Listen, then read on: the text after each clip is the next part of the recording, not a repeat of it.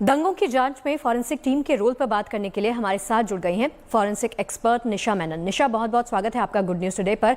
निशा, आपसे सबसे पहले तो यही जानना चाहूंगी कि घटना के वक्त इतनी भीड़ थी, फॉरेंसिक एक्सपर्ट्स एविडेंस के आधार पर दंगाइयों और पीड़ितों में फर्क कैसे एस्टैब्लिश करें? मेरा मतलब यह है कि कौन कौन से वो तरीके हैं जिनसे इतनी भीड़ में अपराधियों को पॉइंट आउट आसानी से किया जा सकता है? अगर हम मानते हैं कि वहां पे ये न्यूज मिलती है या ये ब्रीफिंग मिलती है कि फायर आर्म यूज हुआ है, ठीक है। अगर फायर आर्म यूज हुआ है तो उसके एक तो गन शॉट वुंड से, उसके रेसिड्यू से, किस जगह पे हुए, वहां पे बहुत से आई विटनेसेस होंगे जो ये बताएंगे कि इस टाइप की गन्स हैं। अगर इन्वेस्टिगेशन के दौरान सर्च करते हैं तो सैंपल में बुलेट शेल मिलते हैं। बुलेट शेल मिलने से ये पता चलता है ये किस टाइप की पिस्टल, किस टाइप का फायर आर्म यूज हुआ होगा, किस टाइप का, किस कैलिबर के गन्स यूज हुए होंगे।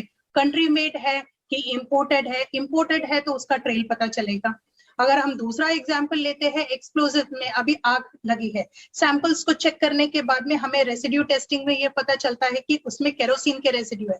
अभी केरोसिन ऐसा एक मटेरियल है जो कि घर घर में या दुकानों में मिलती है नॉर्मली क्लीनिंग पर्पस के लिए या स्टोव वगैरह जलाने के लिए। डीजल, पेट्रोल, ये दो तीन ऐसी चीजें हैं, मटेरियल जो कंबस्टिबल है और इजीली अवेलेबल है। इसके अलावा अगर हमें कुछ और एक्सप्लोजिव मिलते हैं जो कि रेयरली अवेलेबल है ही नहीं, तो इसका मतलब ऑलरेडी वो प्लांट की गई है, कुछ कॉन्स्पिरेसी है, ये उस चीजों से रिलेट होती है। इसीलिए सैंपल कलेक्शन बहुत जरूरी होता है कि वो रेसिड्यू में आग लगी है तो वो किस चीज से लगी है, किस लेवल तक लगी है, क्या डिस्ट्रक्शन हुआ है, क्या क्या हानि हुई है। अगर कोई कहते हैं कि इस एक्सटेंट तक अगर हमारा डैमेज हुआ है तो वो एक्सटेंट का डैमेज हुआ भी है कि नहीं है। तो ये सारी चीजें फॉरेंसिक के जो सैंपल टेस्टिंग से है और वहां पे जो एविडेंस कलेक्शन से है ये पता चलता है। ये मैंने जस्ट आपको कुछ एग्जांपल्स बताए हैं। जी, बिल्कुल सही कह रही हैं आप। लेकिन यहाँ पर दूसरा सवाल जो मेरा बनता है वो है सबूतों को लेकर। जो भी एविडेंस फॉरेंसिक टीम को घटना स्थल पर प्राप्त हुए हैं, मिले हैं, ये कैसे कंफर्म होता है कि वो घटना के दौरान के हैं? और ये भी तो हो सकता है कि जो एविडेंस मिले हैं वो पहले के हैं या बाद में प्लांट कर दिए गए हैं।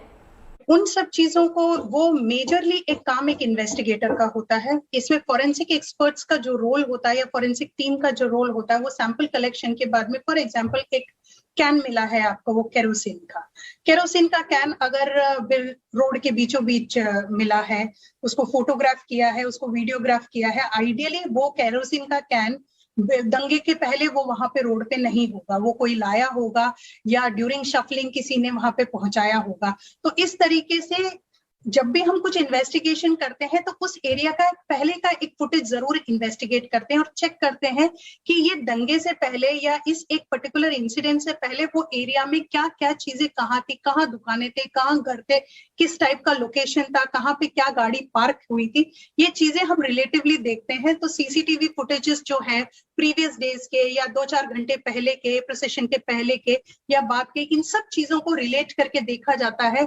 और इन सब चीजों में सबसे जो बहुत ही इंपॉर्टेंट जो एविडेंस फॉरेंसिक एविडेंसेस जो होते हैं वो डिजिटल फॉरेंसिक एविडेंसेस, जिसमें कि वीडियो, सीसीटीवी फुटेजेस जो कैप्चर किए हुए हैं, तो रिलेटिव साइजेस पता चलते हैं, कौन कैरी कर रहा है ये पता चलता है। और जो कैरी कर रहे हैं वो अगर सैंपल एक्सपर्ट टीम उसको आइडेंटिफाई करती है, टेस्ट करके एनालाइज करके बताती है कि हाँ यही पर्टिकुलर रेसिड्यू था वहां पे, यही एक्सप्लोजिव था, तो इस तरीके से चीजों को रिलेट किया जाता है और ये बताया जाता है कि ये प्री इंसिडेंट है, यानी कि पूरे इंसिडेंट से पहले का है या बाद का है, ये कब का है, इस तरीके से रिलेशन होता है।